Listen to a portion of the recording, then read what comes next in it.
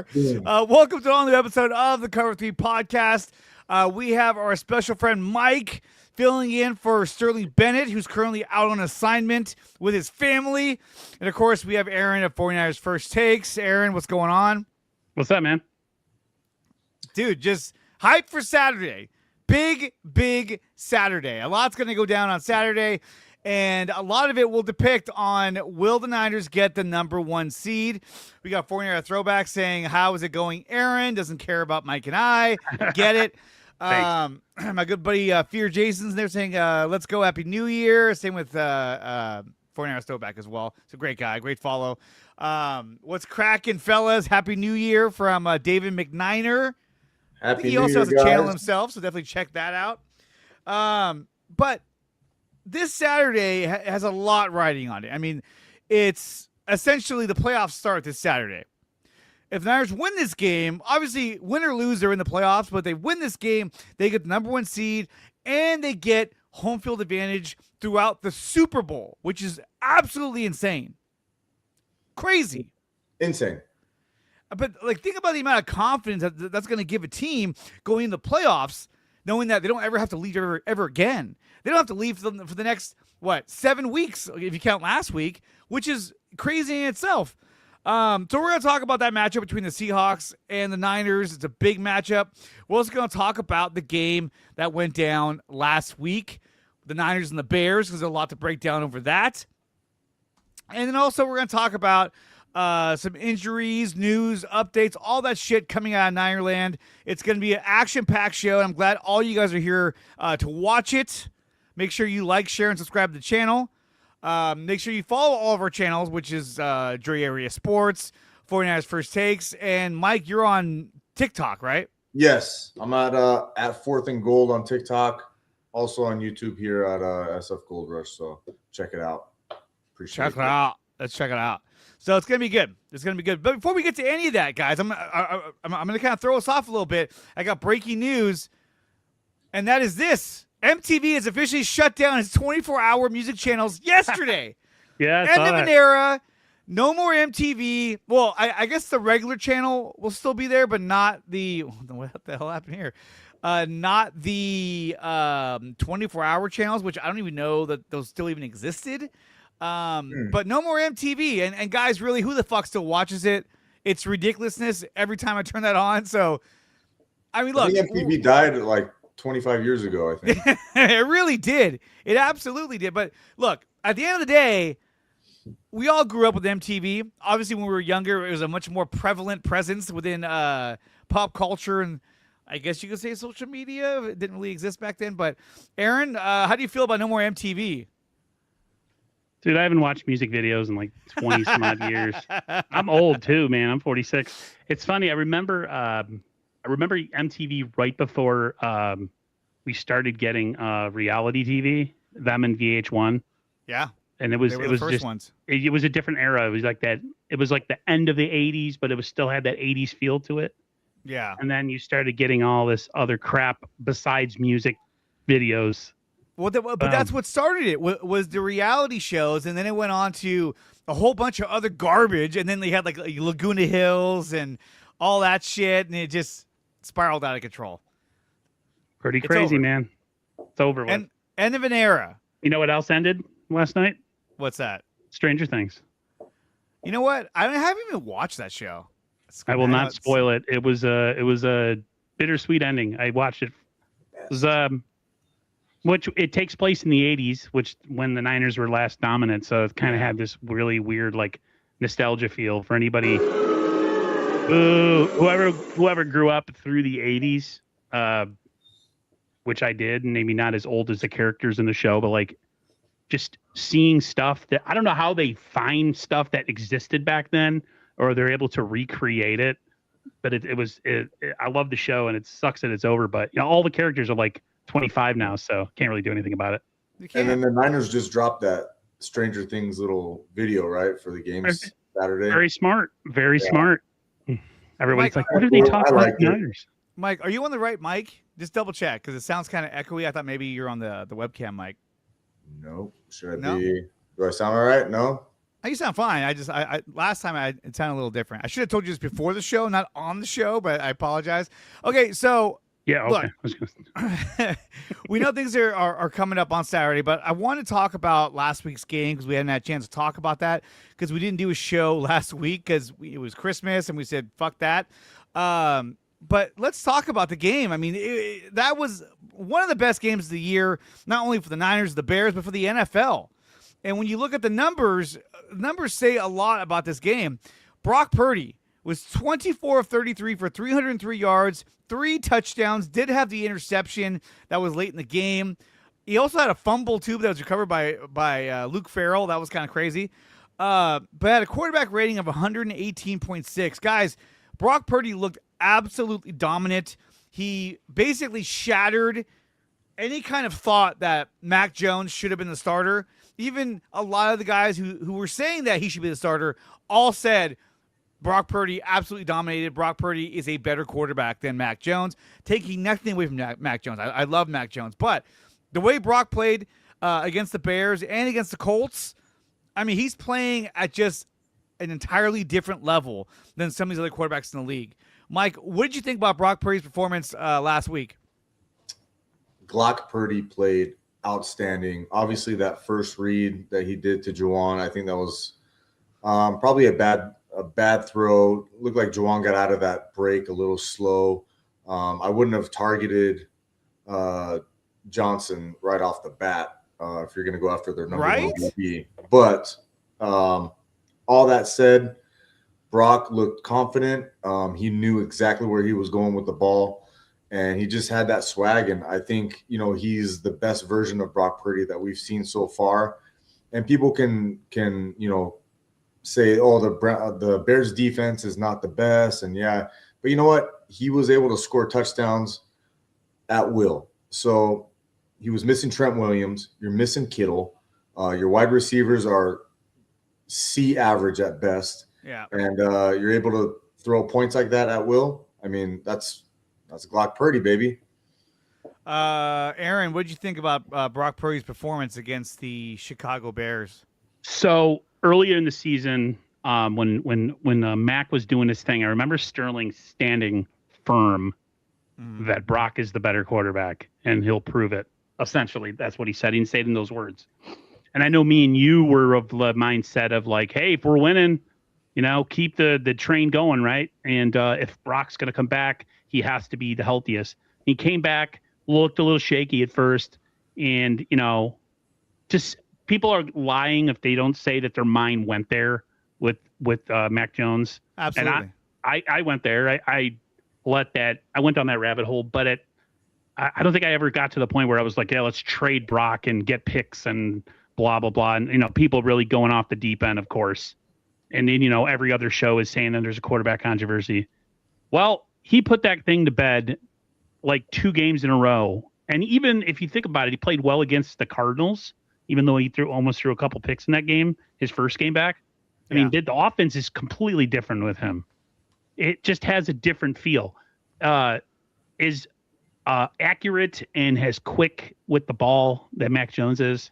There's that element of Brock Purdy that is just the ability to scramble, the ability to take a play that's dead and kind of turn it into something. Nothing more than the touchdown, scramble, Russell Wilson, freaking Patrick Mahomes light, whatever you want to call him. Dude, I'm more impressed with him now in 2025 than I think I've been impressed with him since he's been the quarterback, just because of everything that's happened and like the doubters, including myself, maybe. So I'm through the moon. Mike, you already talked about it. Yeah.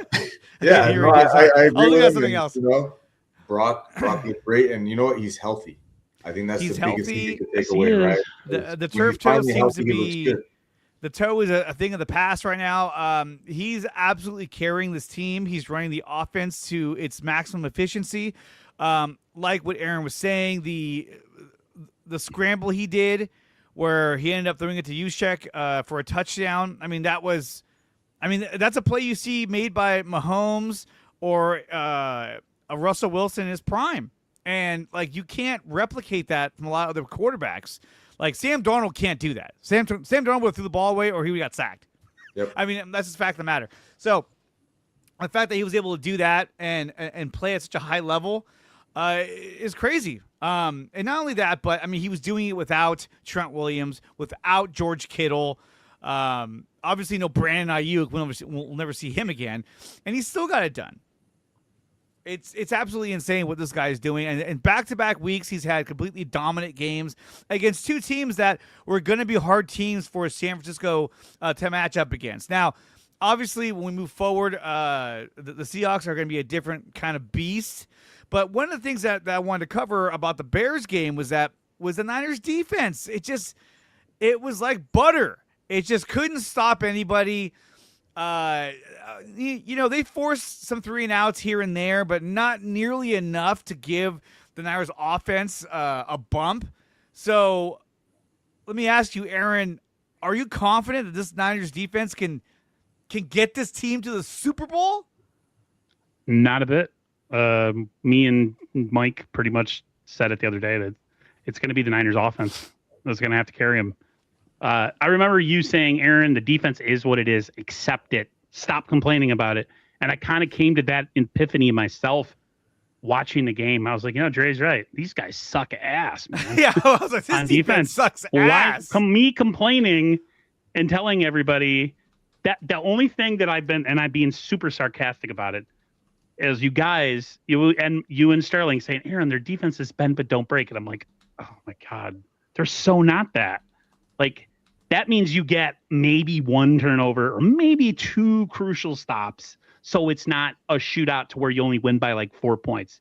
Like if we were winning like 40 to like 28, then I could say, okay, bend but don't break, right? Bend but don't break, yeah. This is literally breaking every play. They did bend. They didn't do anything. Yes, they didn't do anything.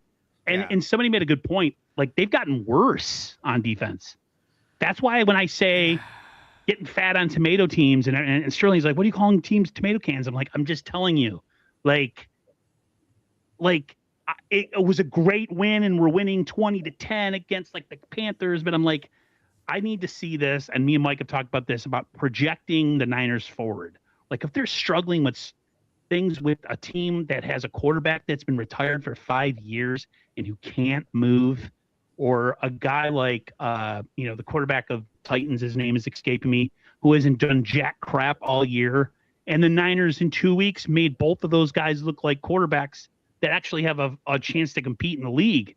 So that's the scary part. And the other scary part is, Dre, is like, what if the offense has an off day? And instead of scoring 40, they scored 27. Well, I mean, you're going against the number 12 defense in the Bears last week. Now you're going against, I believe it's the number one. No, hold on. I'm looking at the wrong stat. Number one, number two, number one. They are the DVOA as a team, right? Total defense. They are the number 6 ranked defense in the league, but they're really good. They also have the number 1 third down defense in the league. Niners are the number 2 third down offense in the league. So that's going to be interesting, too, is that can they get them off the field? Because, well, that's been a point of emphasis for the Niners is they extend drives, especially on third down. So if the Seahawks can prevent that from happening on a consistent basis, could be a long day for San Francisco, but we'll cover that in just a minute. But before we get to anything else, look, we talked about the Bears game. McCaffrey, 140 yards rushing. The guy continues to impress. Hasn't shown that he's lost a beat whatsoever. I know that was a talk of the town for a while, but look, 23 carries for 140 yards, averaging 6.1 a carry. He's had back-to-back games where he's been averaging more than 3.4 a carry. He's looked good in 2 weeks in a row. Obviously, we're going against the Seahawks.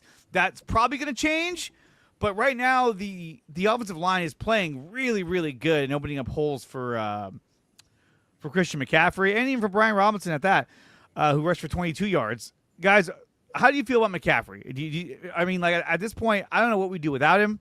Mike, without McCaffrey, he's like the silver bullet to every team we're going against.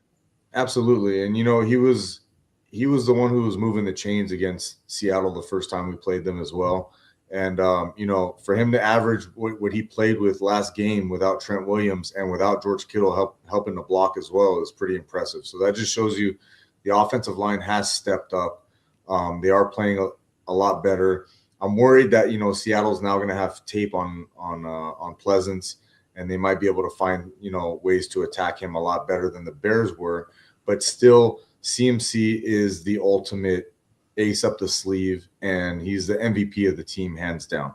So he has to be featured a lot and heavy again. And, Brian Robinson also played pretty decent against Seattle last time too. So I hope they go after Seattle. I know they have a really good run defense, but, CMC and Brian Robinson, they have to attack that team drastically, and hopefully Brock can get them going in the passing game, because he can be the security blanket, for them on these quick rushes if the O-line can't hold up, especially with Trent not there. Another guy that really stepped up was Jake Tonges. And Aaron, I wanted to ask you, get your thoughts on that. Jake Tonges, 7 catches for 60 yards and a touchdown. Has this team become a dual threat tight end team where you got Tonges and George Kittle? Should we see more 2 tight end sets? What do you think about Tonges on Sunday? It's hard for me to understand whether it's Kyle kind of scheming him open, or is it Brock just seeing the whole field? And maybe he has learned a thing or two about being a tight end from George Kittle. So I don't really know. That would be great if they had another threat, because that's just another weapon that Brock can throw to, that he has confidence in. They went to him quite often. There was that one throw that he made, I think it was to him, that was like super dangerous over the middle, and Brock needled it in there, and Tonjes caught it. Awesome. I'm totally stoked for if that's the case. Because remember, we went in, it seems like every year we go into the draft and we always are like, oh, we got to get another tight end to help Kittle. Yeah. And we did it a couple years ago, and we drafted 2 turds in the draft, right? Well, like Cam Latu, that guy's terrible. Yeah, and it's. Doesn't he play fullback now for the Commanders or something? Or one of these teams? He plays cashier for the Washington Target. Burger King. I don't know. What's up, Chris? Happy New Year to you as well. Okay, so let's move on to our next segment. Obviously, look, we know the Niners did a really good job against the Chicago Bears. That last play, last play of the game, oh my God. I was on the edge of my seat. And for a minute there, especially when Bryce Huff couldn't take him down, I thought, oh no, it's going to happen. And then what happened? Gross Matos came running in, and the pass was incomplete. That was absolutely a crazy way to end that game. What did you guys think about the ending to the Bears-Niner game? Yeah, well, it wasn't the defense that stopped them from scoring, right? It was the clock. So, it was the clock, but the defense played good on that last play. They dropped all their linemen back in coverage, and that completely threw off Caleb Williams. He was like, oh, shit. And then here goes Bryce Huff, and he was like, oh, God. Yeah. So that's caused a lot of chaos. If they had one more play to go, I think they probably would have got in on the very next play. But ran up the middle for a touchdown. Good throw. Where we were watching the game, we were at a sports bar, and I couldn't really see that the ball hit the ground when the Me neither. I thought he caught it. I was like, oh, yeah. I thought he'd go for it and caught it, and I was like, come on, dude. But then, I saw the Niner players celebrating, and I'm like, all right, cool. But, he was still open, even though they had all those people in coverage, right? Like, if that ball flew another 2 feet, that's a touchdown. But that last play was very exhilarating, but that's what I love, though. Like, you hate it for it to come down to the last play, but then as a sports fan, like, that's what gives you that endorphin rush, right? Like that, like, oh man, sports is awesome. Yeah. And that's what kind of reminds me, like, yeah, this defense is really bad. It's gonna give us, heartbreak and gray hairs and stuff, but this offense can put up points too. So you take the bad with the good, and it's what's gonna make for heart complications and fun endings to games that make you realize, like, hey, sports is pretty awesome. Aaron, that last play. Thanks, Tom. What was going through your mind on that last play? Well, as you know, in Sterling, I watch games muted, okay? Because I can't stand commentary nowadays. And so, of course, I am only seeing, and I sit far, and I don't have the biggest 4K TV in my room. It's probably like a 28 or 32 inch, even though I'm sitting right in front of it. I thought he caught it. And I'm just like, wow, dude. But then I hear my brother in the other room go, ha ha. And he comes knocking on my door. And I'm like, oh, he did? He didn't? Oh, I guess he didn't catch. So that's kind of how I found out. We actually have footage of Aaron watching that in mute. Here it is right here.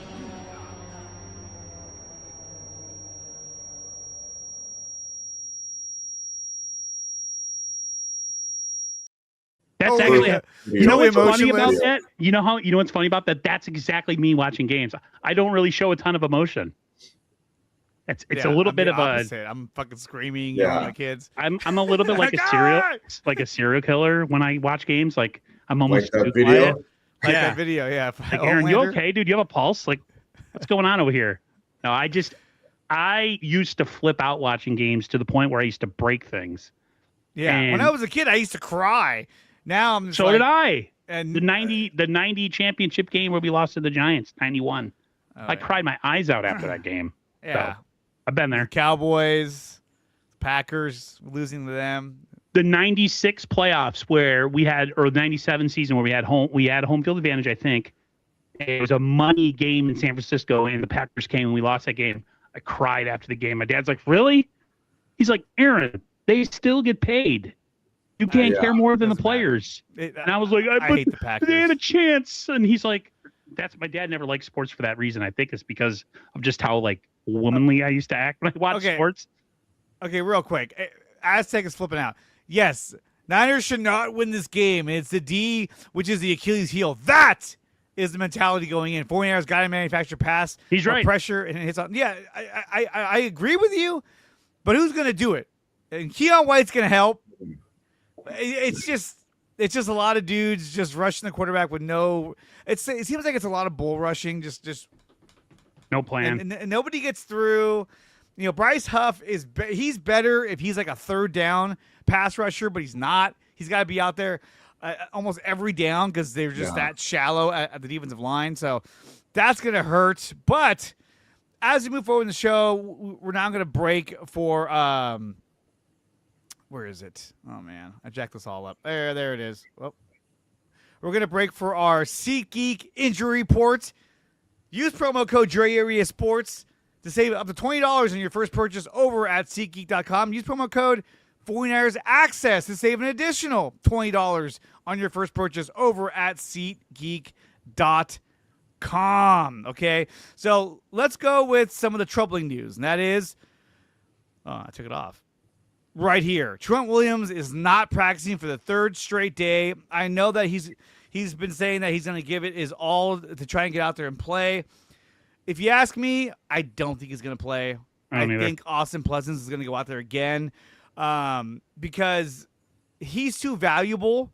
So let's say you go out there and you re-aggravate that hamstring, then he's out for multiple weeks. That's going to be more devastating. You're in the playoffs already. I personally, I just don't see Trent playing this game. As much as I want him to be there, I don't see him playing. Aaron, do you think Trent Williams will come through and play? I mean, they win or they lose. They're both, they're in the playoffs regardless. And if they could get the bye, which I never believed they could ever get, it would be perfect. I still can't believe that he got hurt in that play. When you watch in slow motion, like what happened? The very first play of the game, too, was like, like what hurt him though? Like he was already jogging. How do you get injured like that jogging? I don't know. Yeah, don't play him if you don't need to. Pleasance, I don't know. Figure out a way, scheme it up. Help Pleasance out, even though he played well last week. Pleasance, he's a pretty big guy. I think he's 6'7". He's a big dude, but I mean, Mike, no Trent Williams. Do you think he'll play, or do you think it's going to be the Austin Pleasance tap dance? Yeah, Austin's coming in for sure. They're not going to risk Trent. Like you said, they're in the playoffs already. You cannot risk not having Trent Williams in the playoffs, especially, you go against Philly. If we happen to lose this game Saturday, you need to get Trent ready for the playoffs. So it is what it is. Austin played serviceable. I think maybe if Austin looked completely out of his realm, maybe they try to force Trent and be like, hey, kind of like remember that NFC Championship game against the Rams where he was on pretty much one leg. Yeah. And they were like, hey, dude, you got to go in. So I think they're gonna make him sit out and just be like, hey, look, we'll live the fight. And Austin was serviceable. Christian averaged, 6 yards a carry or something crazy. Yeah. So just let it ride. It'll be all right.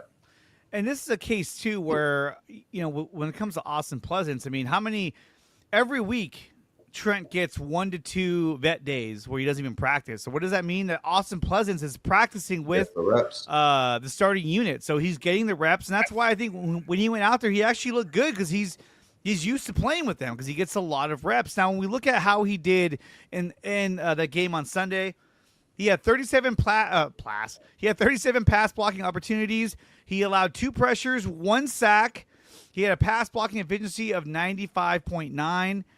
He had a pass block grade of 58.6 and a run block grade of 74.8. So he did play extremely well for a guy who hasn't even seen the field this season. Now, my fear is that Seattle will say, okay, I don't care what he did last week. We're going to target him and send every blitz and every stunt his way, his direction.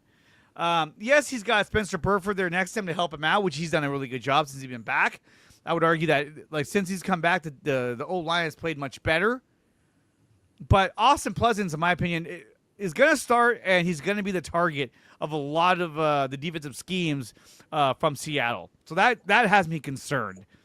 Yeah, absolutely. But, Kittle's coming back too, so, he can help block on the line as well. So hopefully that's a upgrade right there. Well, I mean, and if you want some more insight on that, let's take a look at what Brian Baldinger said about Austin Pleasance, and let's go to that right now. So Trent Williams gets hurt on the very first play of the game, and Austin Pleasance come in. And what a pleasant surprise. I mean, no pun. But honestly, the guy's never played. I mean, he's been in this league since 2020 on 6 different practice squads. But Chris Forster is the offensive line coach of the 49ers. He's the best, if not one of the best line coaches in this business. You watch this guy just throw Austin Booker inside. Like, he's got size and he's got strength. He's 6'7", he's 330, and he can bend. His knees bend. He's got good movement. You watch him working with Burford here. Like, watch him push down, all right, and then come up on T.J. Edwards. And there goes Robinson right by him. Watch him. Like, watch him just go foul this play, just knocking people over, just getting in on the pile. Feels good. He's basically been out there just taking a knee at the end of games this year. I mean, 6 different practice squads in 5 years. Undrafted free agent, right, out of Ohio University. Just widening Booker right there so McCaffrey can cut it up. Like, you watch these plays and you're like, game-winning touchdown, right? You got to build the wall. It's a little jet protection here. Here comes Brendel and Burford and Pleasance. Like, watch him just wall this all off right here. That's Grady Jarrett and Austin Booker. Like, can you protect the backside of Brock Purdy any better than that? To whip it and whip it good like that. And then, when McCaffrey ran this touchdown, this might have been his best block of the night. This cutoff block of Grady Jarrett, you got to be able to move to get in a position to do that. Cut off a 3 technique like that. So Run CMC can take it into the end zone. That was a nice night. Good job by Chris Forster again. Excellent job getting Pleasance ready to play. Didn't skip a beat. And there you have it from Brian Baldinger, one of the best in the game, giving a lot of praise to Austin Pleasance. So is it going to be a challenge for him? I definitely think so. But at the same time, hey, look, it is what it is, and we got to hope that Pleasance can really put it together Saturday on a short week against the Seattle Seahawks. Aztec Right Sea Chickens would use the field as an equalizer, so it's man-to-man to blitz Brock and load up the box on CMC. They're probably going to try to take away CMC, but most teams try to do that, and they absolutely fail. So we'll see how they do. But to kind of transition off of that, looking more at the injury report that we got, here's another one that I want to share with you guys. Let me go ahead and share this. And this is a bit of good news. Keon White returned to practice after missing the first 2 of the week. So Keon White looks like he may be back this Saturday for the Seattle game, we're going to need all the help we can get at this point. And if Keon White can't go, you got to imagine that they're going to elevate probably Robert Beal.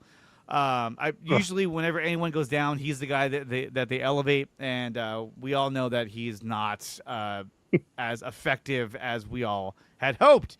So there's that. We also have this bit of news here. Upton Stout appears to be practicing with no limitations, which is a good sign for his availability for Seattle. I don't care what anyone says. I would rather have Upton Stout out there. I thought that Chase Lucas did a good job, but however, Chase Lucas, he overran some plays. He had some hard time in coverage, but he's coming off the bench. They even tried Chase Lucas on a lot of corner blitzes. He couldn't get home in time. So having Stout back is going to be better for the Niners in pass coverage. So that I'm excited about. I love seeing that he's coming back. And also, George Kittle is back. He's practicing. Georgie. He will be out there against the Seattle Seahawks. That's a huge upgrade. Now, look, Jake Tonjes had a great game, but at the same time, Kittle is great in run blocking. Kittle is great in pass blocking, and he's a huge threat as a receiver. Aaron, are you excited to see George Kittle back on the field? Absolutely. Based on what the offense has been doing the last 2 weeks, one of the weeks he actually played. Yeah. Hell yeah, dude. You serious? Like, Brock's on a heater right now. You got to take advantage of when someone's on a heater. And why not add another weapon to the repertoire? My whole thing is I always get nervous when it's like lower body injuries that you can re-injure them, especially with the ankle. And so that'll be something. And we say every week, like, man, Kyle, maybe work a guy in, or maybe, give so-and-so some more reps.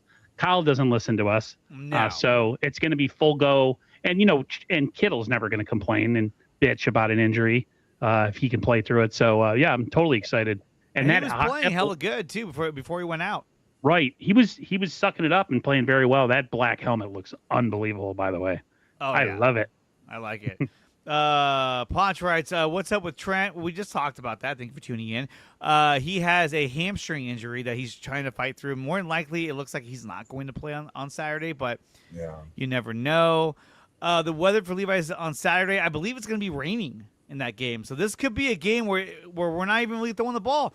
And again, another prove-it game for Brock Purdy. He's never done well in the rain. Even against the Packers in the divisional round when it rained, he played terrible until the very end. So can Brock overcome that? We'll find out. But it's got me nervous, though, that we're going to have rain on the field when we're playing against the Seattle Sea Chickens. But, Mike, getting George Kittle back, what do you think? Guys, what's more fun than having George Kittle on a primetime game, right? Like, this guy brings the energy. George Kittle in primetime is the best, and there's nobody that hates the Seattle Seahawks more than George Kittle. So I think you would have had to amputate his leg for him to miss this game, especially with the rivalry jerseys that they're going to be wearing. So I had no doubt in my mind that George Kittle was playing this game. He's going to bring the swagger back to the off. I mean, the offense already has a swagger, but more importantly, he is truly Brock Purdy's ultimate security blanket. And whenever Brock feels like he's got to do something, he gives it to Georgie. And for the number 1 seed, Seattle, primetime game, rivalry jersey, George Kittle. I mean, it's perfect. Got to be all hands on deck, baby. All hands on deck. And speaking of which, Christian McCaffrey, with some back stiffness, he's expected to be good to go for Saturday's game in Seattle. I think we all knew he was going to play anyway. Yeah. That was more of a precautionary measure to keep him out. So we know that CMC will be effective and out there during the game. And, of course, you have the looming return of none other than Fred Warner. Now, obviously, it's not going to happen on Saturday, but, guys, I mean, if we get the bye week, I don't know, man. I feel like divisional round, he's gonna show up. He's gonna be like, look, I'm ready to come back. And even if it's a rotational piece, just having him out there in uniform, I mean, you can't say no to the guy if he's like, I want to play, I can play. I mean, his intelligence, his command of the defense it's gonna be hard to say no. And this post right here, it says, "I miss it so much." I think somebody posted that, and he responded to it with just no words. Words cannot describe, is what I take from this. A couple of Tylenol, a couple of Advil, and CMC will be good to go. That's why I said the same thing. But guys, I bring this up every week. Where do you guys see Fred Warner? Some say no, he won't come back. Some say yes, he will come back. Some are on the fence. Mike, do you think Fred Warner comes back this postseason? Yeah, I think the divisional game is a little bit too early, honestly. Me too. I would hope so, but I think NFC Championship game, Levi Stadium, it'll probably be against the Rams, right? I don't know. The Rams just lost the Falcons. I was like, what's going on? Either way, if the Niners get the 1 seed, they have to go through the Rams in Seattle again, most likely. So it's going to be against a divisional opponent at home, Levi Stadium, NFC Championship game. Fred wants a Super Bowl so incredibly bad. He just wants to get there again. I know he's like George Kittle, right? Just get me back here, and I'm going to make it happen. So I think NFC Championship game is actually kind of realistic for him to come back. Divisional, I think, is too early. But if he comes back for that NFC Championship game, watch out. And really, too, it's like John Lynch is not going to ever say, like, you know what, there's a chance he can go back for the – no, he's just going to say, well, you can't hold it. He's going to make it very vague because at the same time, you don't want to put pressure on him to want to come back too early, and you don't want your opponents to know, okay, well, if they make it to the next round, we got to deal with this guy. So think about the how that would affect the Niners getting him back as their middle linebacker. My God, Aaron, he's got to come back, right? It's got to happen. You been banging the drum, and me and Sterling have scoffed, or maybe just me, and I'm like, no way, dude, come on, it's not gonna happen, stop doing that. And now Fred Warner isn't saying no.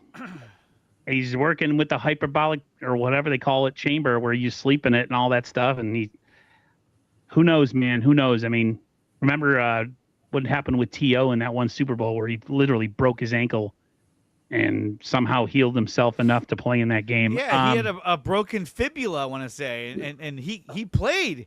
He played really good, too. I mean, he was probably on all kinds of medication where he couldn't feel it, but he still went out there and balled. That's the game that Donovan McNabb just I think they had Toradol back then, so they probably some of those painkillers were available back in the day, like Toradol. They were able to shoot people up. I don't think they can do that anymore. Don't worry, you won't feel a thing. But here we go. Okay, so now we're getting updates courtesy of 49ers Throwback. George Kittle is questionable to play Saturday against Seattle. I mean, it was obvious he was going to be listed as questionable. I think he does play. The guy wants to be out there. I had the wrong one up. 49ers Trent Williams is questionable. We knew that. And Keon White, groin, Upton Stout, Pearsall, all questionable for Saturday. No player has been ruled out. I think all three of those guys go. And I think maybe they use Keon White sparingly. If Fred gets the LeBron stuff, he'll be back for sure. HGH. They'll give him something, I'll tell you that. So that's exciting to think about.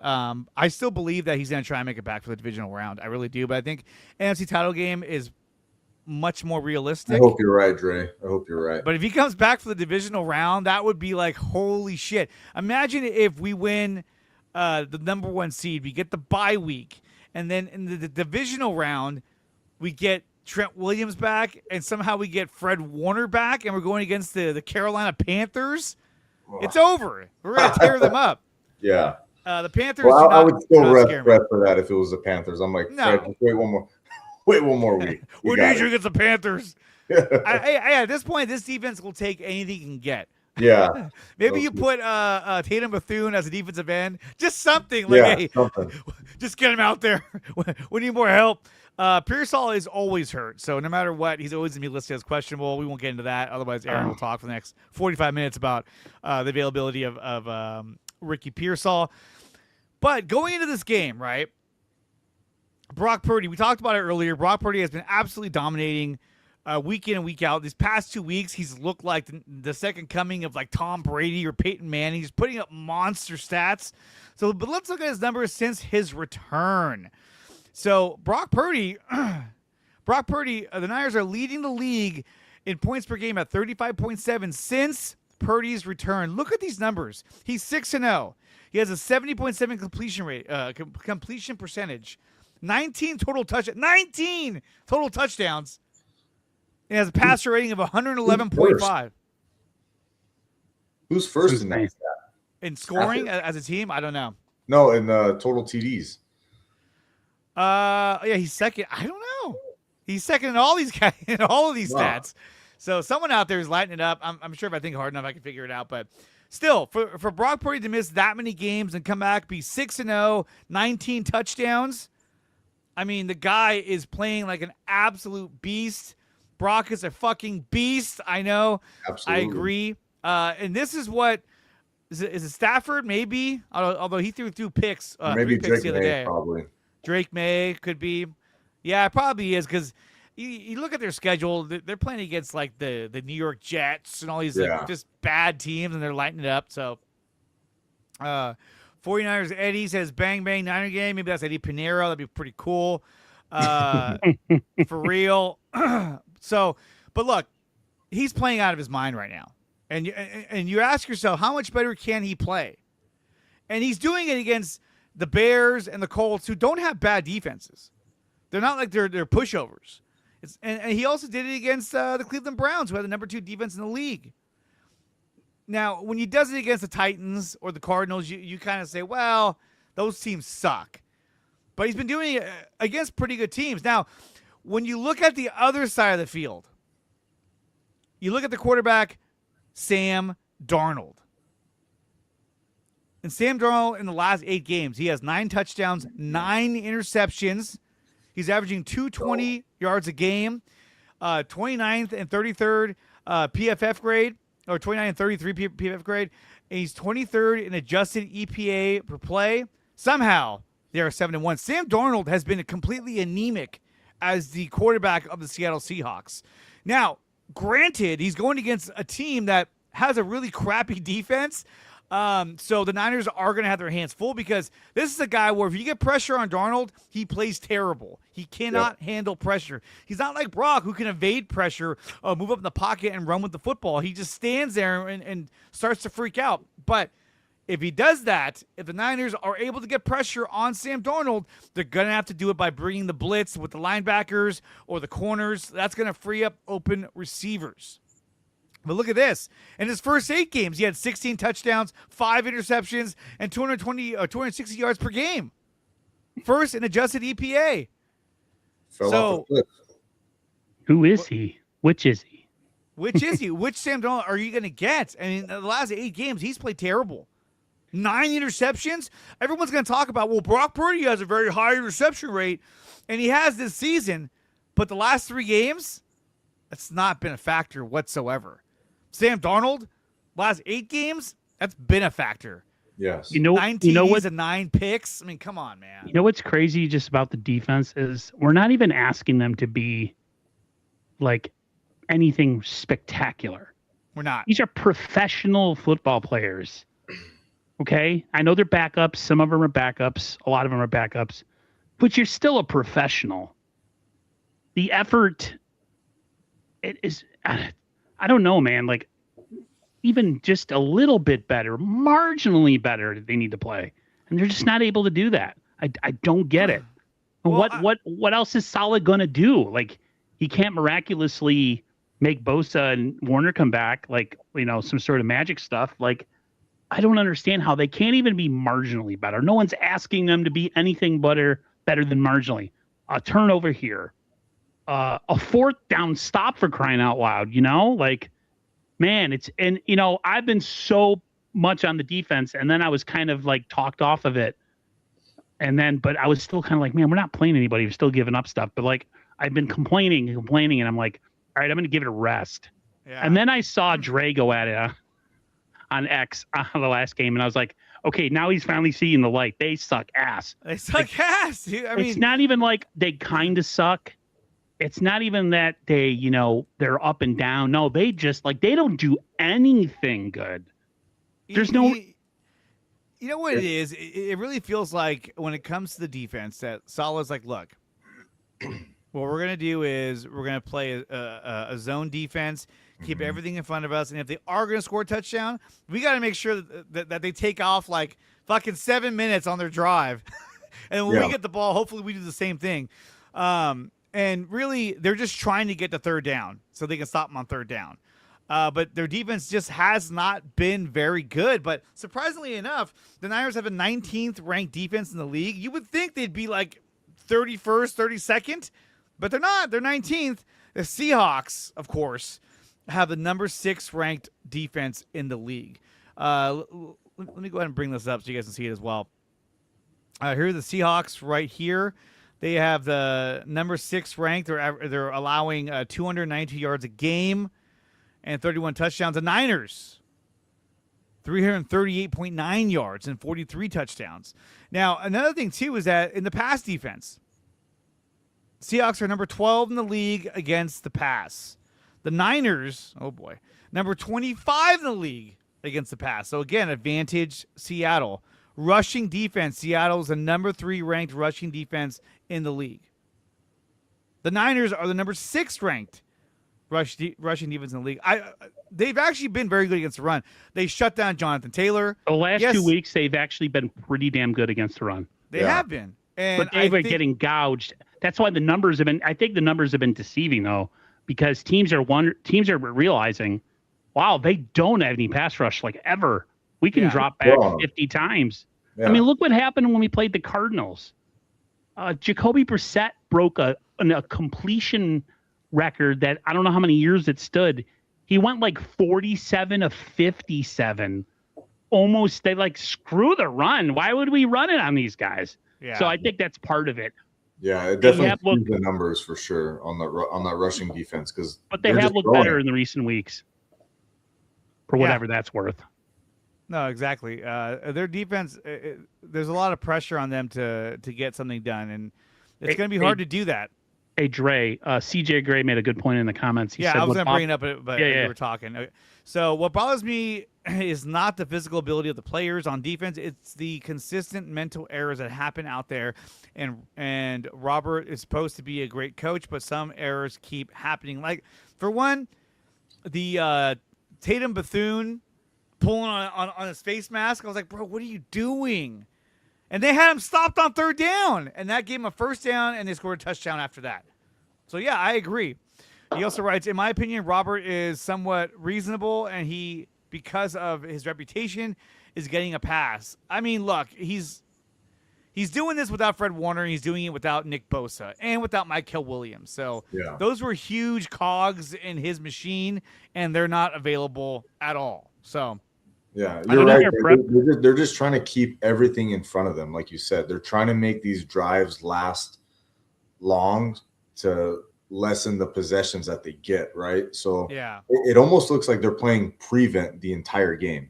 Or I swear to God, he's got a Madden controller in front of him, and he's got 3 plays on the screen. He just keeps selecting the same one.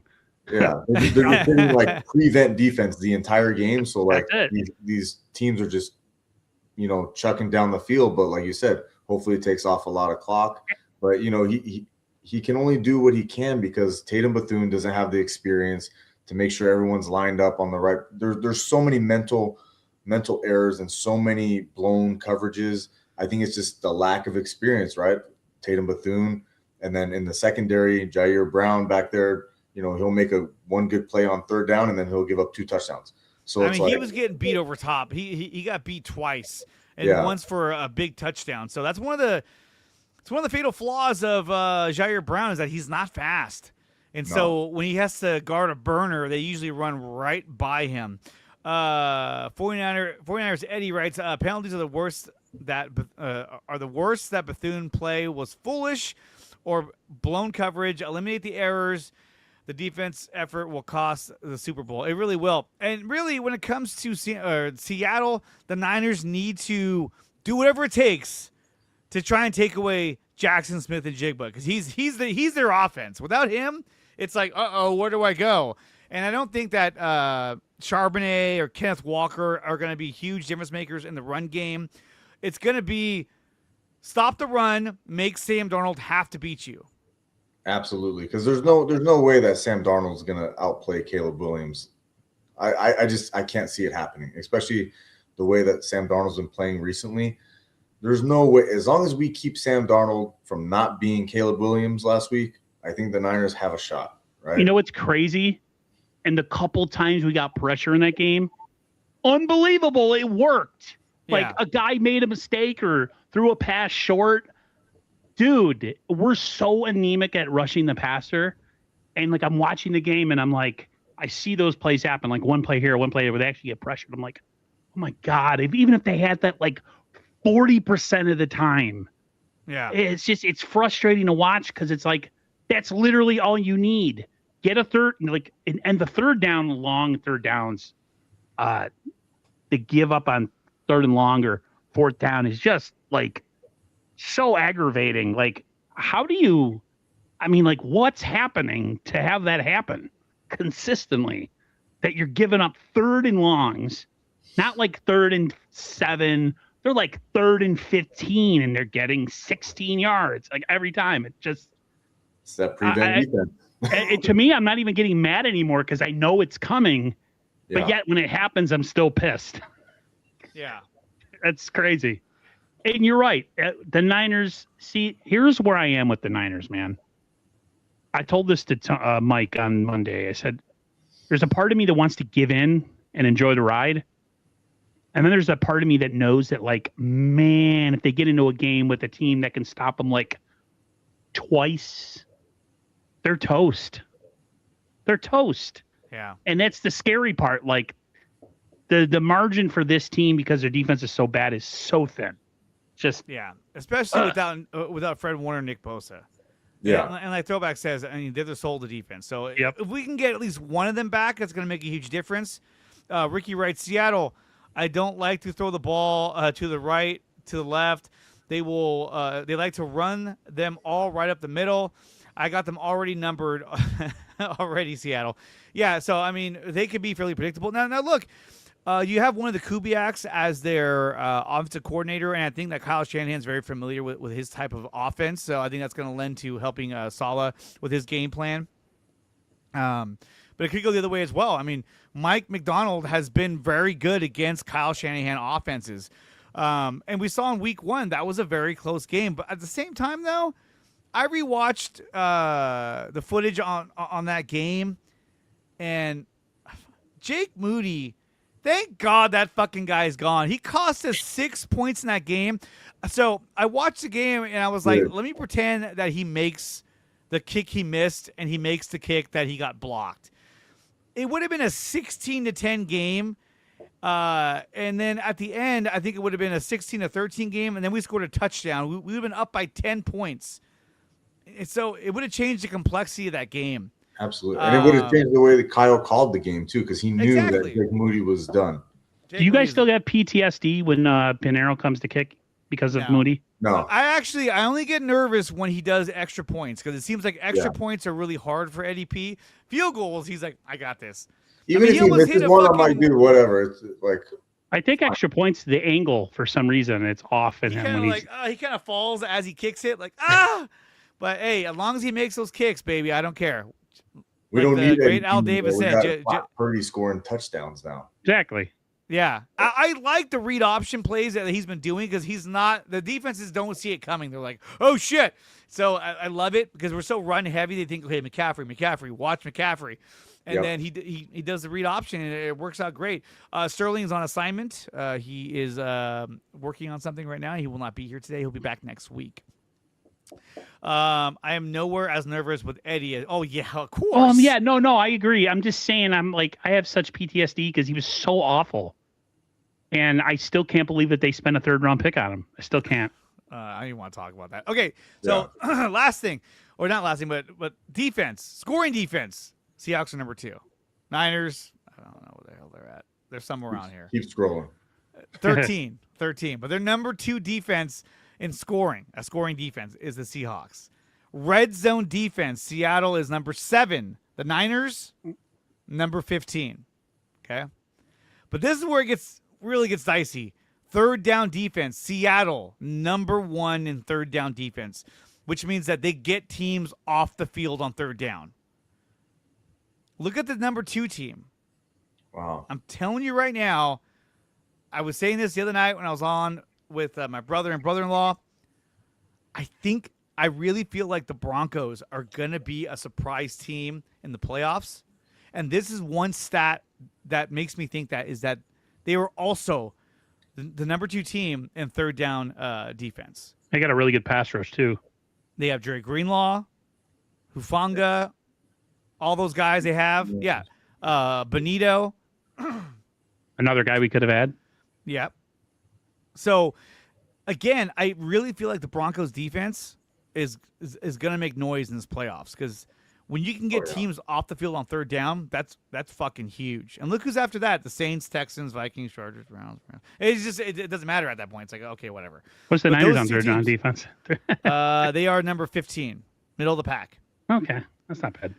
Now, when we go over to the offensive rankings, we see that the Niners are number 7 in total offense. I remind you, in the past 6 games, they've moved up because they've been playing a lot better. Seattle is number 8, right behind the Niners. Okay, well, but this is cumulative. Okay, this is the whole season, not the past, X amount of weeks, but cumulative. Passing offense, Niners are number 4 in the league. Seattle's number 8 in the league. But if you can limit Smith and Jigba, their options get real thin. You got Shaheed, you have Barnes, their tight end. None of those are household names, so a lot of pressure goes on them. Rushing offense. Seattle is number 16 in rushing offense. The Niners, number 22, we know that. But lately, they've been running the ball really, really effectively. So we'll see if that continues. Scoring offense, Niners are number 8. Seahawks, number 2. Wow. Like I said, cumulative. Okay? And, of course, red zone offense. Niners have the number 2 red zone offense in the league with a percentage rate of 66.2, which is a bounce back from last year when they couldn't even score in the red zone, which was like, what is happening? Seattle, number 19. This is here's the thing when it comes to Seattle. They are a very heavy field goal team.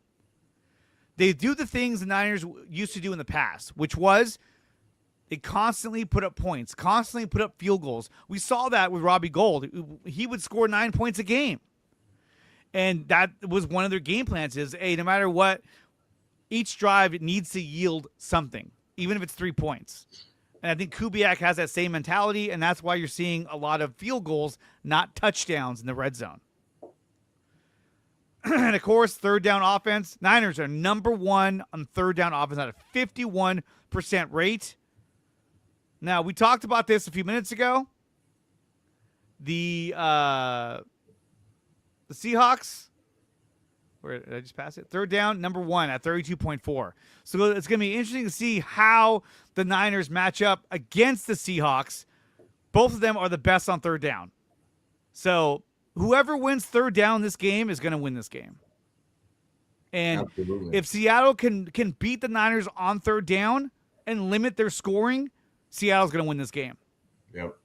So it's a matter of what plays Kyle can scheme up to keep the chains moving. CJ writes, for some strange reason, I think we may play a complete game Saturday, and it just doesn't make any logical sense to why that would be. You never know. Take away Donald's first read, and he completely short circuits. He does.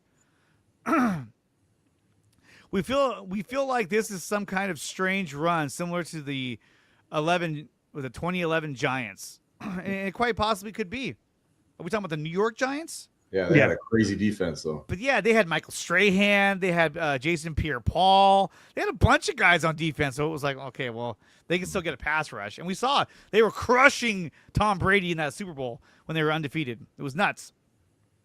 But, if Seattle gets the Niners, 3 and out a couple of times, that steals possessions, and then, You know what I mean? Our defense can't stop people from scoring, and I think that could be the difference right there. What's crazy on that Super Bowl is the Patriots went undefeated that regular season, and the last team that they played was the Giants, and they put up a ton of points on the Giants. I think one of the bigger touchdowns was, I think, to Randy Moss. So, like, you didn't see that defensive, that guy. That was horrible. I was at that game, by the way. You were at that game?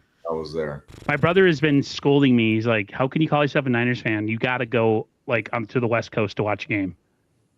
I will go if I can meet up with a bunch of people. Like, if I can meet one of you guys or two of you guys. I would go if I can afford to buy a ticket. So, guys, I'm right there with you. I'm about 1,000 hours away from being monetized on this channel. So, guys, do me a favor. Subscribe to Dre Area Sports and just watch my content all night long. Do it, guys. Let's go. Come on. And let's get to 3,000, then I can get monetized. All right.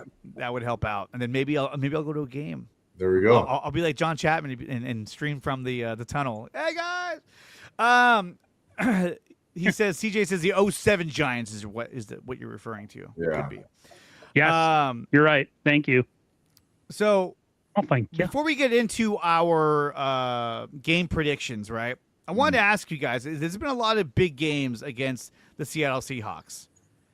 Of all the games that the Niners have played in recent memory, what is the one game that sticks out the most to you that is the most memorable, win or loss, the most memorable game against Seattle? Ooh. That lives rent-free in your head? Wow. I think we all have the same one. I think it has to be that Crabtree Sherman game, right? Like, yeah. I felt like the Niners should have won that game deep down in my heart. And then, that was heartbreaking because I was like, dude, we're going to go to the Super Bowl. We're going to win this game. The Niners played really well early on in that game, and it came down to the end. And, they kept throwing that fade route. Oh, my God, over Sherman. That was horrible. And that one probably hurt me the most, even though that Dre Greenlaw game, I cried after that game. Like, when they made that stop on the goal line, I literally cried that night. I was like, I can't believe it, because I knew. I was like, we're going to Super Bowl. That's it. We're going. That was huge. That play right there cemented. I knew deep down in my heart we were going to the Super Bowl. So those were the two biggest ones to me. I think the 2019 was, to me, the first time in a really long time as a Niner fan, after like a lot of ineptitude after the end of the Harbaugh era, where it was, I couldn't believe we were had a chance to be like a Super Bowl champion that year. It was nice because it had been a while, and I kind of had stopped believing, even with Kyle and John. We weren't seeing the results right away the first 2 years, and so when that 2019 season happened, man, it was nice. It was a very big juxtaposition to the last championship game we were in against them, the one you were just talking about, where it was like the end of something, because we know what happened the following year, all the injuries, people retiring. And that was the genesis of what we're, still a part of, quote unquote, our closed Super Bowl window, which I don't think it was completely closed. It was closed a ton, but it was just nice to see it all kind of happen in 2019. It's funny because the year that happened, was it 2013? We lost to Seattle. You got to remember, too, the game before that, the Seahawks played the Cowboys at Lumen Field, and that was the game the Cowboys should have won. But Tony Romo botched the field goal snap and then tried to run in and got tackled before the end zone. It should have ended right there. It should have been over. Instead, Evil was allowed to live, and then it just kept going. Because it was rigged. And just to show you guys, here it is right here. It's just. Why show me this? I've already seen it. Do this, Dre. Oh, what a horrible! Why would you test Richard Sherman?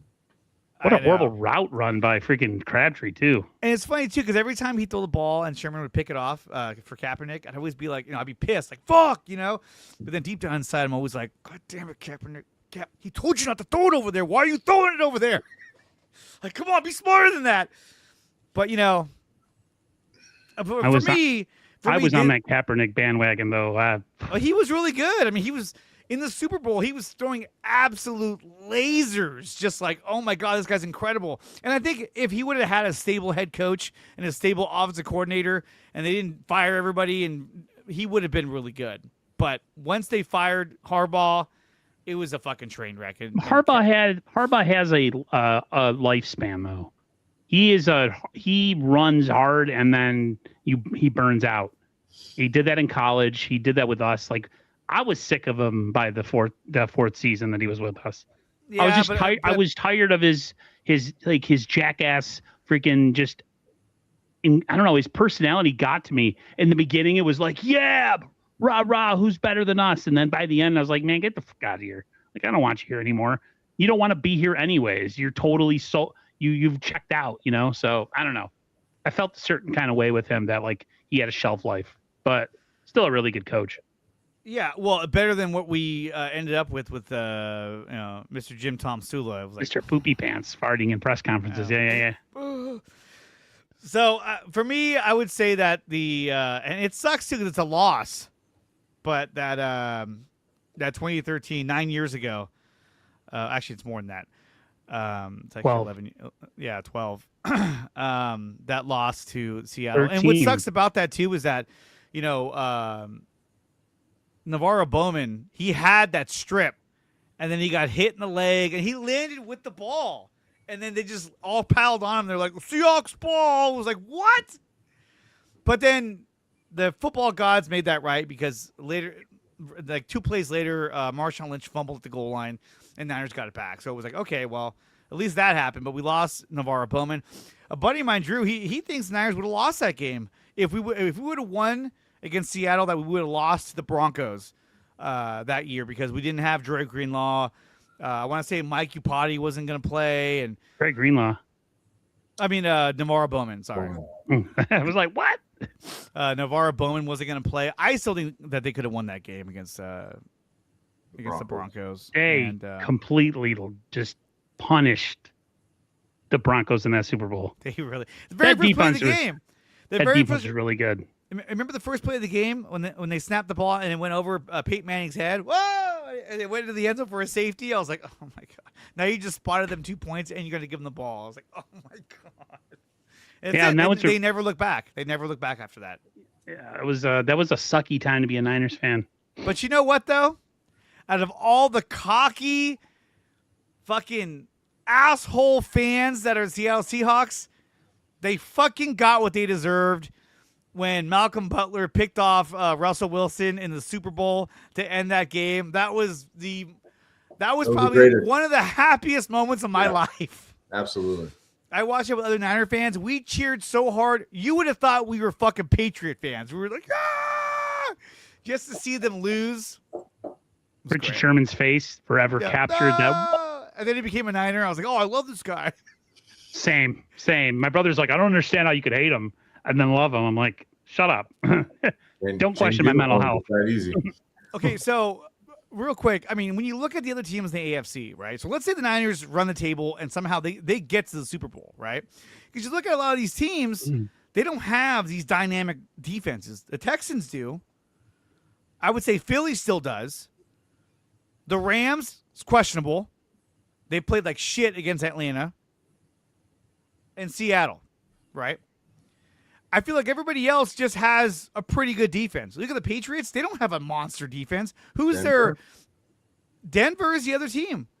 So my fear is this, is that if the Niners do make it into the deep in the playoffs or the Super Bowl, is that when they go against a team that has a good defense, it's going to fuck everything up. And that's kind of what we're doing here against Seattle. We're going against a really good defensive team.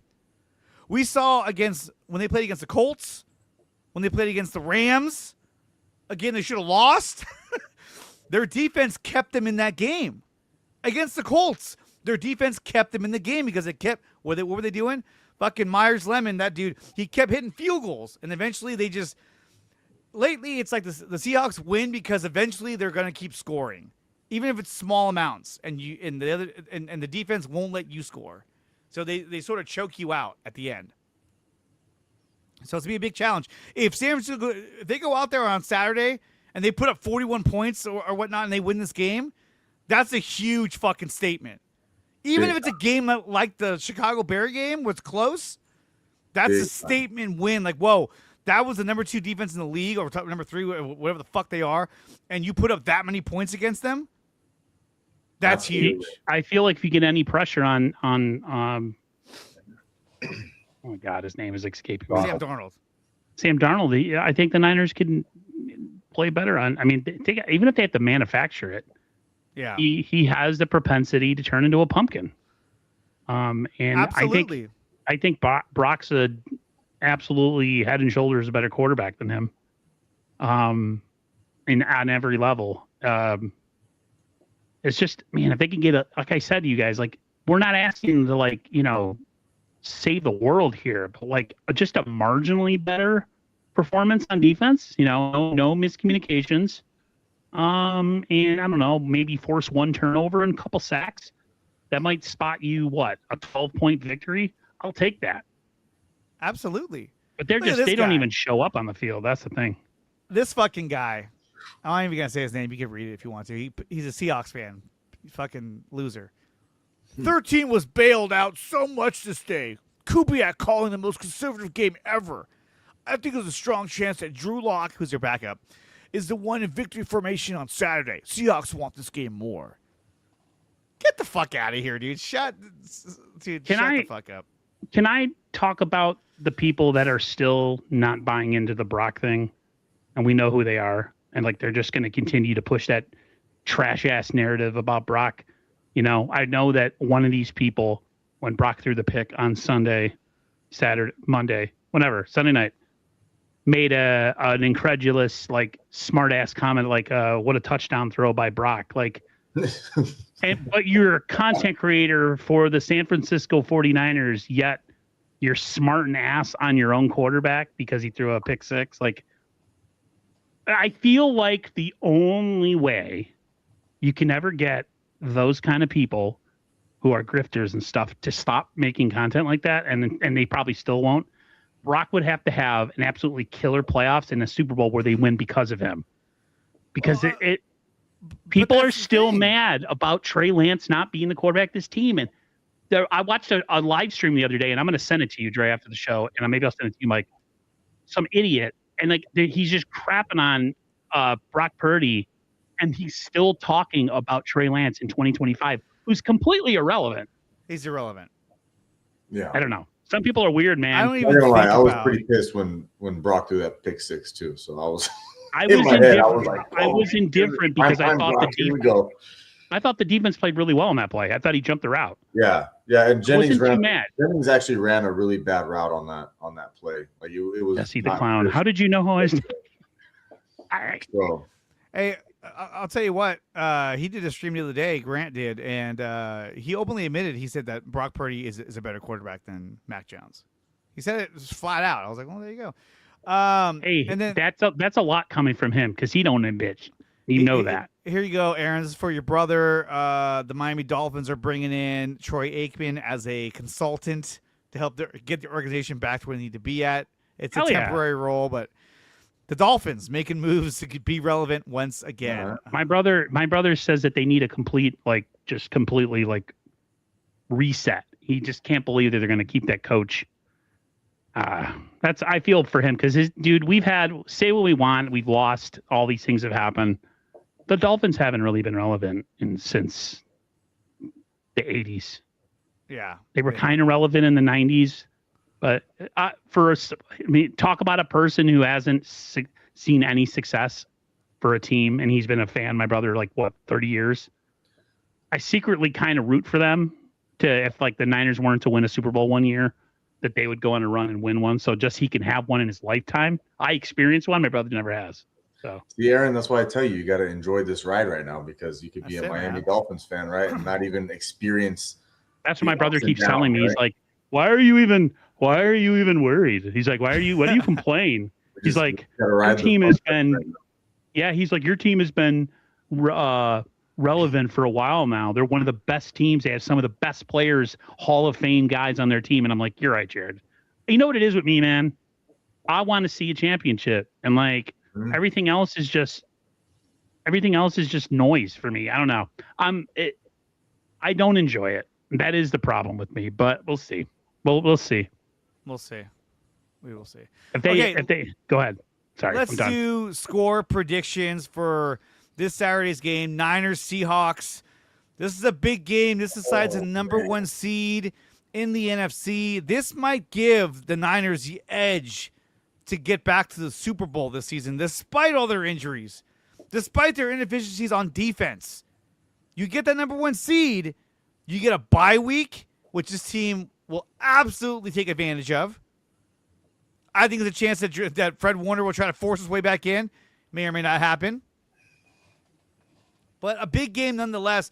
If we lose this game, we drop to number 5 seed and play the winner of the Panthers and Tampa Bay. Still, I think a favorable matchup for us. Tampa Bay is not the same team they were when we played them earlier this season. Who would host that game? Wait. They would. We'd be on the road. If we lose, we're the 6th seed, right?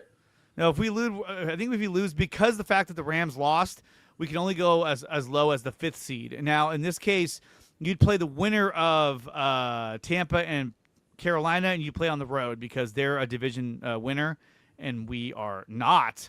So, big stakes in this game. Mike's like, I don't think so. You can look it up, and if I'm wrong, correct me. Go right ahead. If the Rams lose against the Cardinals, we would be the 5th seed if we lose against Seattle. Then if you get the 6th seed, you'd be going up against Philly. Either the Philly or I think there's another team too, but yeah, it'd be against Philadelphia. Just and that Philly, would be like, so the Rams have to shit. lose. Yeah, the Rams have to lose against the Cardinals, which is probably not going to happen. No, they're going to destroy Andrew, that. That score's way too low, and you know it. So it's either we play Philly or we get the bye. Okay, here we go. Let's do it. Mike, we'll start with you. Give us your score prediction for the game, and what is the key factor for the Niners to win this game? The key factor for the Niners to win this game is Brock Purdy. He cannot turn the ball over. He cannot have a 2-interception game like he had week 1 against Seattle. He cannot have a 1-interception game. I think 1 turnover could be the difference. As long as Brock plays turnover free, you cannot give Seattle an extra possession because the defense is not good enough to keep them from out of the end zone. So I believe Brock Purdy is going to outplay Sam Darnold. That should be a given. Sam Darnold will not. I mean, just his trajectory of play has been going down ever since. This could be a perfect defense for him to get back right, but division games, you throw everything out the window. I think the Niners pull this one off 34-30 in another game that takes 10 years off your life. And Brock Purdy outplayed Sam Darnold, and that's all you need because you know the defense is going to let them score. But as long as Brock Purdy can put up one more point than the other team, that's all that matters. Here we go. Aaron, what do you got? Ooh, somebody in the comments says there's no logical reason that he thinks the Niners play a complete game, and I agree with him. Man, another game where the Niners score a lot of points, a little bit less than what they have scored. So I'm going to go 31-27 Niners. I think the Niners, I don't know. They get a couple stops in this game on defense. How, I don't know. Sam Darnold goes full on pumpkin mode in this game, and that gives the Niners a 4-point win. But I still think the Niners defense is just going to get railroaded in this game. There's nothing that has changed, and they still have all the same players that they did last week and the week before that. So at this point in the season, you are what you are. And I think the Niners are going to continue to be who they are on defense. So 31-27 Niners win. Close.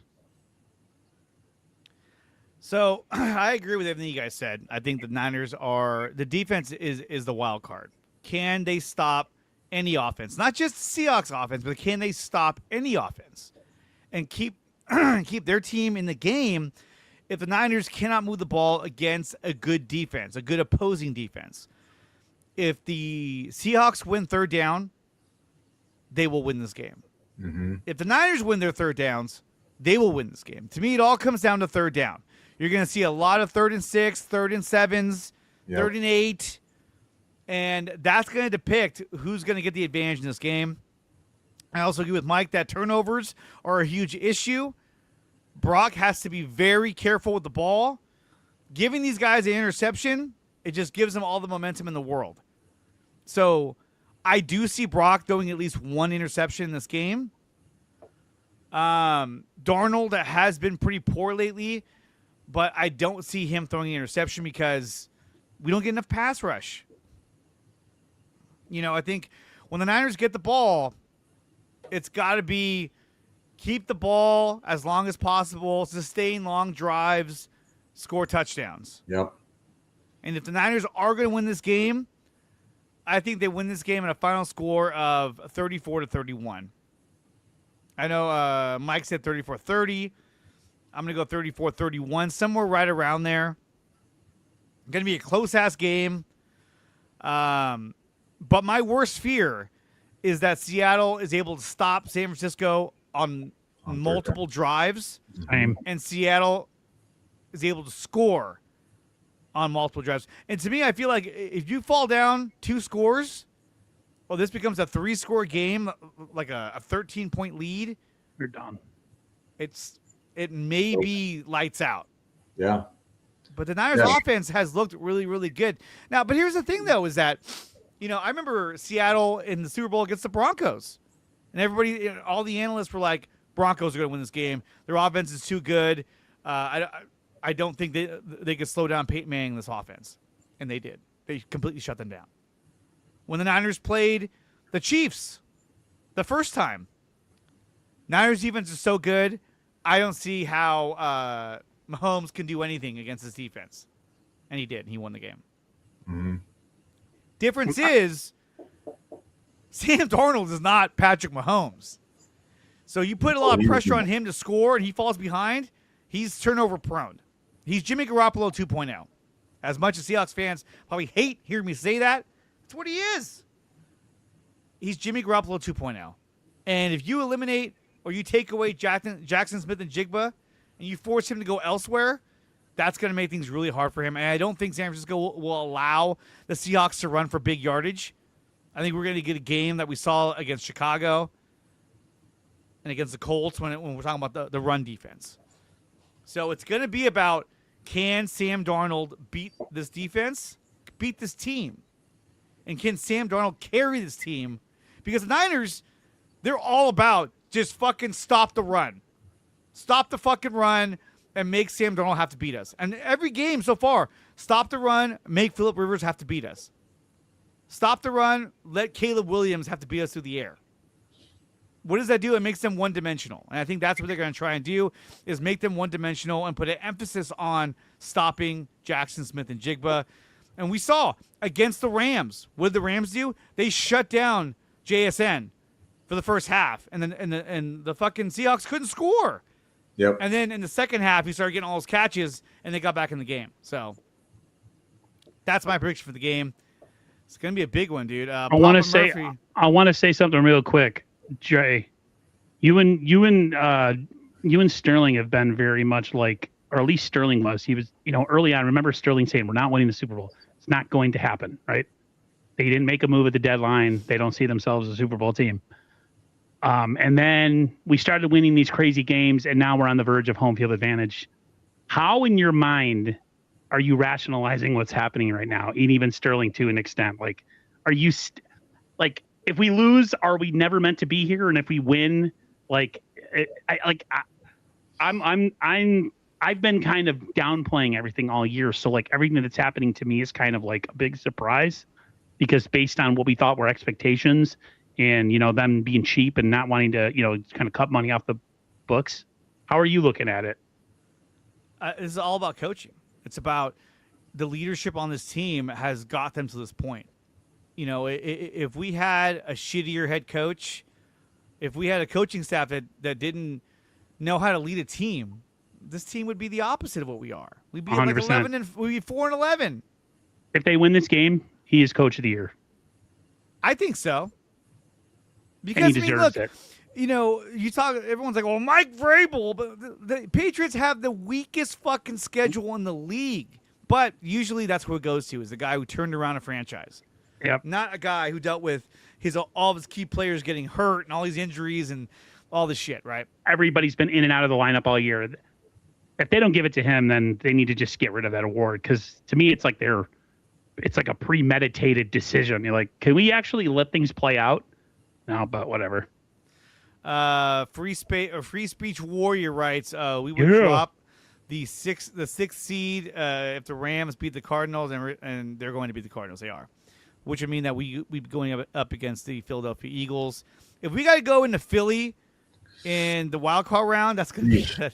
I mean, it's going to be. I think it's going to be a good game, but that's tough.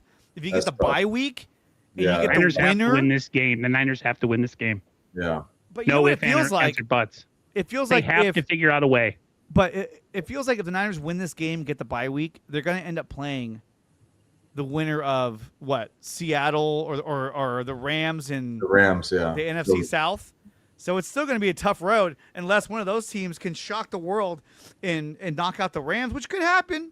Would you feel better them losing as the 1 seed early, or would you feel better them losing early as the 6th seed? I'd feel better losing as a 1 seed early because at least we got there with a team that shouldn't even have been there. Okay. And so it's like, you know what? We weren't even supposed to be this good up with all these injuries, and at least we accomplished that. Yeah.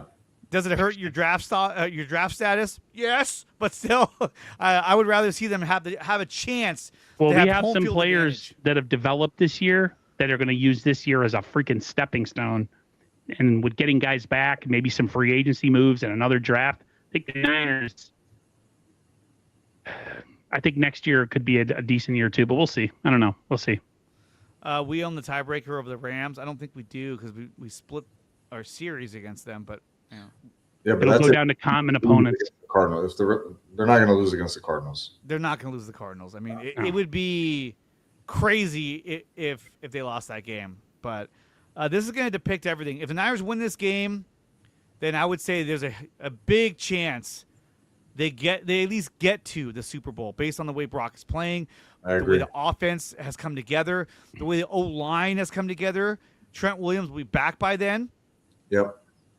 And now, despite everything that Sterling said,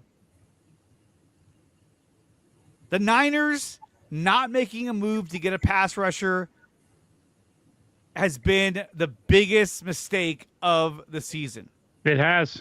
If they would have got Jalen Phillips, Bradley Chubb, at least you got somebody else. My brother was saying the same thing. He's like, how did you guys not make a move? Something. Just something. Because to me, nothing. They don't make a move. They don't make a move because they thought, you know what? We may not even be in it at the end of the season, so let's stand pat. That's the confusing part is like, which is it? We're not really going to be much this year, or why waste it on a rental when we're not really going to win it? Now all of a sudden there's a shot we could win it. Now it's like, but then you hear the thing, Kyle saying, well, we didn't look at this season as Super Bowl or bust. So we try to stop everybody from kind of feeling that pressure. And John's saying this is a reset year. It's weird, dude. Like, it's weird. The message they were sending, and now we're supposed to buy in. It's crazy. I don't know. Anyways. I mean, defense. Everyone will tell you that defense wins championships. You know, not often do you see a team that's offensive heavy make a run and win the Super Bowl. Usually, I mean, the Broncos did, or they got the Super Bowl, but then they got destroyed by a defensive-heavy Seattle Seahawks team. Usually, the defensive teams are the ones that get it done, but we'll see what happens. But this is it. They got to win this game if they want a shot to win a Super Bowl this year. And it all comes down to Saturday night. I'll be watching it at my father-in-law's house, big screen TV. I'll be sweating bullets, freaking out. And Huff has turned to a pumpkin too. That's what Andrew says. Well, he's the only one that's a pass rusher, so they're just double teaming him every time. Like, well, the other guys, like Sam O, he's trying. Huff is a piece in a piece of the puzzle. He's not the guy. He's part. Yeah. He's a guy that third down pass rusher, and he's on the field first, second, third, fourth. Yeah, they don't have a choice. Yeah. They got to put out the Robert Beal. You know, it's like it's just there's not a lot of options there. not a lot of options. So we'll see how this game plays out Saturday night. But guys, I want to thank everyone who came out in the chat. I want to thank everyone who's watching at home. Make sure you like, share, and subscribe to the channel, Jerry Area Sports and 49ers First Takes. And make sure you smash the like buttons on whatever stream or whatever platform you're watching it on. Smash the like and subscribe. You know, some people were asking us, like, oh, you guys should have your own channel that's just Cover 3. I'm like, I guess. I don't know. I think it's fine the way it is. I think it's okay the way that it is. Yeah. Why? So then when we break up, it'll just be a random ass channel out there floating around that says Cover 3. Yeah. I don't know. I don't get it. Guys, Niners, Seahawks this Saturday. It's the game of the year. The Niners need to win this game.